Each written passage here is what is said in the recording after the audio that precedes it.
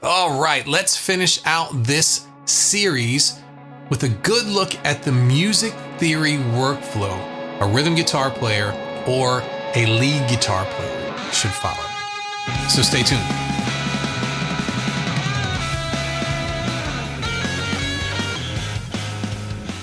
Hello and welcome, friends, to this episode of the Play Guitar Podcast.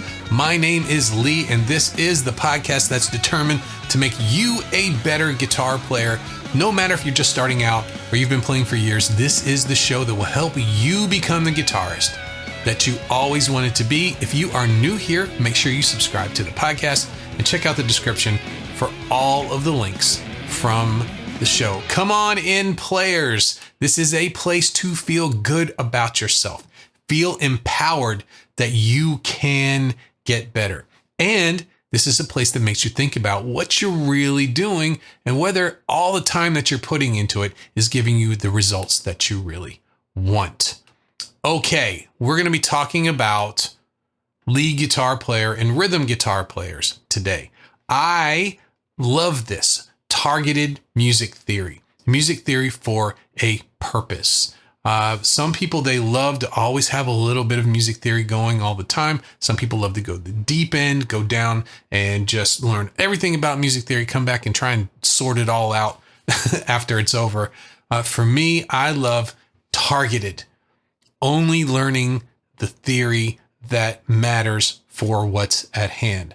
And today we're going to be taking a look at that. We're going to take two different approaches. If you're someone who really wants to play lead guitar, what is the music theory and what is the work path, the workflow as we go across? And if you are a rhythm guitar player, what is the workflow that you should start with and then continue on with your music theory? These are things, if you've seen the roadmap courses that I have baked in along the way with these things.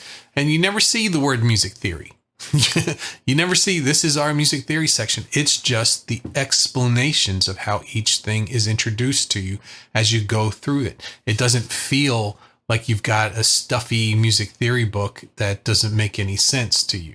This is only the reasons why the things that you're learning work. And let's start off with lead guitar. What's the first thing that you would learn? Scales, right? How do you build a scale? What scales are you using? Where do those scales come from? What these collections of notes give you?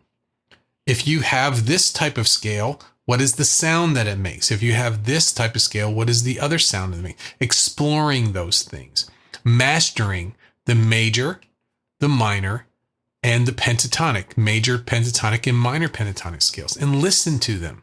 And say, okay, I can see where you're doing the work, but it's not enough just to get a scale sheet that shows you, 1, 1, 3, 4, 1, 3, 1, 2, 4, 1. That's not going to help you in the long run. That's going to quickly get you up and running and going up and down the scales, but you're not going to understand those things. You're not going to understand how to create them. Whole, half, whole, half. Everything that we do can be, except for the rhythm. Rhythm's the separate thing, but harmonically, chords and scales, it's either a direct result of that DNA of music, or it's that's been altered. But you can work your way back to that in almost any song. It's really, really an interesting pursuit, starting with the major scale and then seeing, gosh, I'm learning this advanced concept now. Well, look. There it is. That's how I relate it back to the major scale. If you know your major scales, you know your pentatonic shapes, and yes, they have a different sound. Try it today. Try putting on a backing track. Put it on just a C major vamp, which means just one chord playing over and over and over again. And listen. Maybe record yourself. Play your major scale. Play a couple licks using the full major scale, and then play a couple licks using the major pentatonic. It's a whole different thing. Even though they share the same notes, not having those extra weak notes, which is what it is. Those are the notes that are missing. Your pentatonic scales have the ratio of strong notes to weak notes. There's more strong notes. So the first step with this is learning how to build a scale. Make sure you know how to build a major scale. You can do it on one string. just up and down the string, whole, whole, half, whole, whole, whole, half. If you've never done that before, try it at home. It's going to get you playing single notes and moving around in places of the guitar that you're not used to playing. All on one string, super easy. But once you can understand that, start to look at what the other scales are. Okay, well, how are they constructed?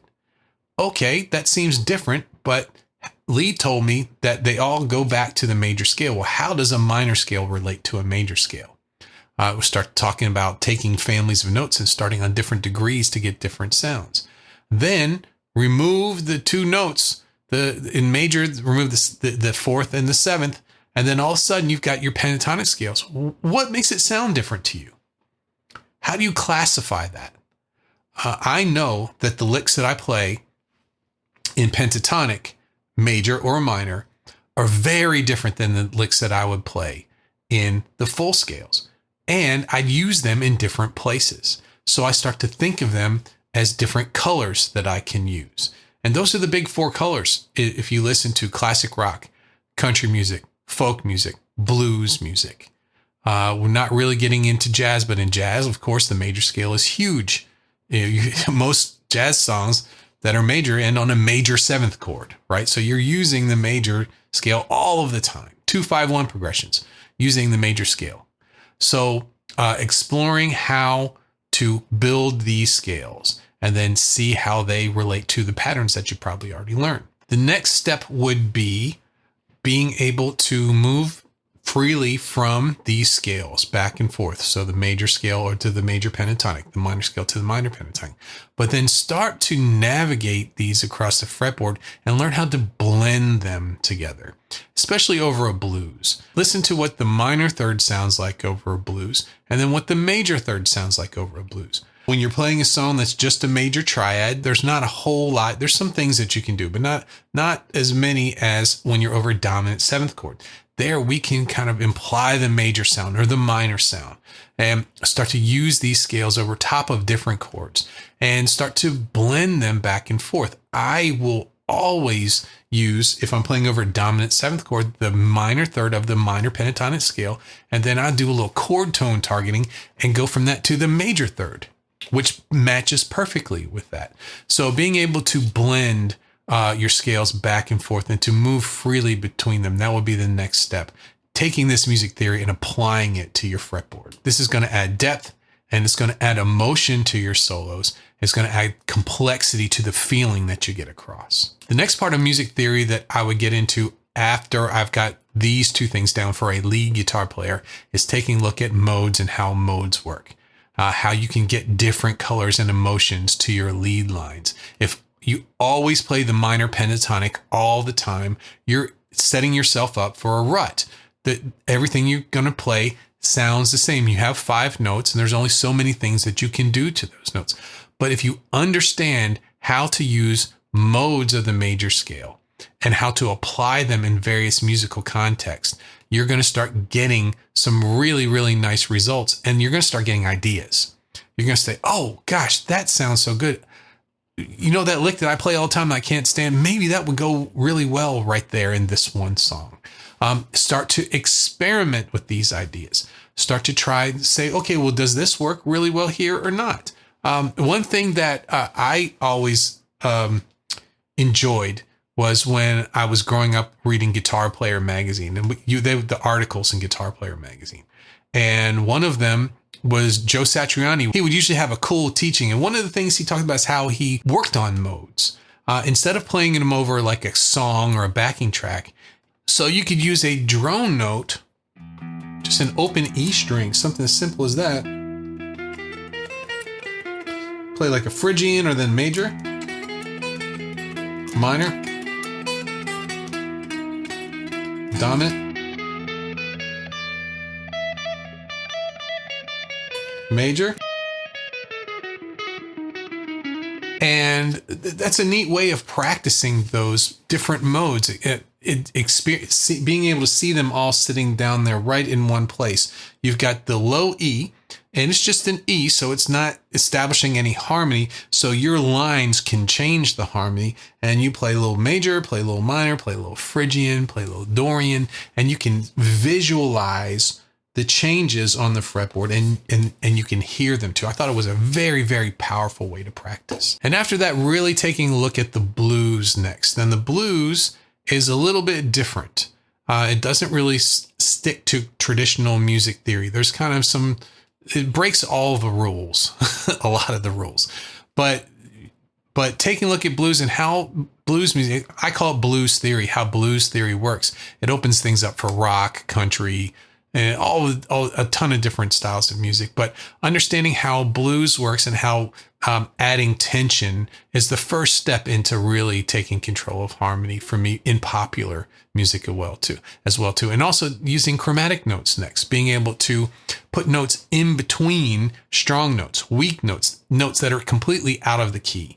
But because they're coming into the key, being able to embrace that and start to say, okay, I'm going to play some notes that may be wrong, but I'm going to play them on beats that are not important, and I'm going to lead into the notes where they're right. And then using the expressive power of the blues scale and its impact on lead guitar playing over many, many different styles of music is very, very important too. Incorporating the bends, blue notes, soulful and emotional phrasing, working on your phrasing, working on understanding how chromatic passing tones add tension and they create exciting musical resolutions. And then, so at that point, understanding how to build your major scales, understand how to use your big four scales, major, minor, major pentatonic, minor pentatonic, being able to use modes, getting more out of those scale patterns that you've already learned, and then getting into some blues theory and adding flavor with the minor pentatonic scale and then also the blues scale and also adding chromatic notes. At that point, I'm going to say, hey, it's time to take a look at something called symmetrical scales. What are symmetrical scales? Symmetrical scales are scales that don't have that pattern like whole, whole, half, whole, whole, half. They've got a repeating pattern. They might be all whole steps, or there might be half step, whole step, half step, whole step, or the other way, whole step, half step, whole step, half step. But you can get some really, really different sounds that you can't get on your regular scales. How about phrasing and articulation? Next thing I would do is start understanding the significance of phrasing in your lead guitar lines to make them memorable. Start to experiment with rhythms. Look at vocal lines. Look at your favorite solos. Look at the rhythm that they're playing. It's super, super important. Most people forget about rhythm. They just get to a point where they can just barely play, and that's good enough. They just get to a point where they're competent with the rhythms that they have, and then they don't ever look back at it. Rhythm, when to play a note, is just as important as what note to play. In fact, you could say it's even more important. Why? Because you could play a wrong note, and maybe 90% of the people in the audience wouldn't even know the difference. But if you played bad timing, if your timing was awful, everyone's going to know that. Why? Because we have the heartbeat. We're used to steady rhythms. And if your rhythms are off, But when you want to get to this point, you want to move your solos forward, start to play them in different ways at different times. Noticing, hey, weak notes sound great right at the very end of a measure, right before a really big, strong note. It's important. It's really good stuff. So learn how to use these rhythms. Also learn how to use silence and pauses effectively too. Not playing can be just as important as playing as well. And the third thing for lead guitar players is harmonization and advanced concept. Harmonizing your melodies. Learn how to harmonize your lead lines by using intervals, big jumps. And I'm not just talking about harmony guitar like the Allman Brothers or something like that, but using harmony to your advantage, using intervals, being able to go as you're playing, instead of just going up and down the scale or going to whatever the next note is, doing big jumps, going to the third, jump up to the sixth, jump an octave, experiment with these different ideas, experiment with arpeggios. Arpeggios can create really rich, multi-layered solos as well. Also start to explore double stops. What they're basically doing is you're taking scale notes off of two different strings and harmonizing those together. You create melodic hooks so easily with double stops too. They're very engaging for the audience there. Then finally, targeting chord tones. This is the biggest thing as an intermediate going into advanced. The importance of targeting chord tones, strong notes in your solos to outline the harmony. And then you can use those arpeggios, those chord notes, the strong notes as anchors. And then you can connect them in melodically and musically very interesting ways there. Once you have a handle on using chord tones and using them with scale patterns, you have a very well-rounded lead guitar approach. So that's lead guitar. All those things make sense in order. That's the progression of learning your music theory and how it would apply to you one step at a time. But what about rhythm guitar? Let's change gears a little bit. What if you're not interested in lead guitar? You just want to play rhythm. How can you get music theory to help you? Well, let's start at the beginning. Essential chord theory. So first thing we need to do is understand what chords are. What are the notes in the chords? If you're just playing chords because of the shape of the chord and because the songs you've learned say that these chords work together, you're missing some serious information. You need to look at these chords themselves and take a look at what notes are in there. If you don't know how to do that, just start to climb up the string. If you've got a note on the 3rd fret on the A string, start on A sharp, B, C. That's a C note.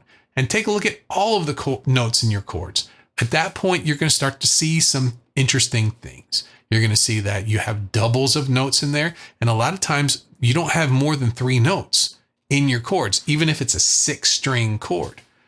Really interesting stuff. But understanding how chords are built leads to the next step for rhythm guitar players and understanding how chord progressions work.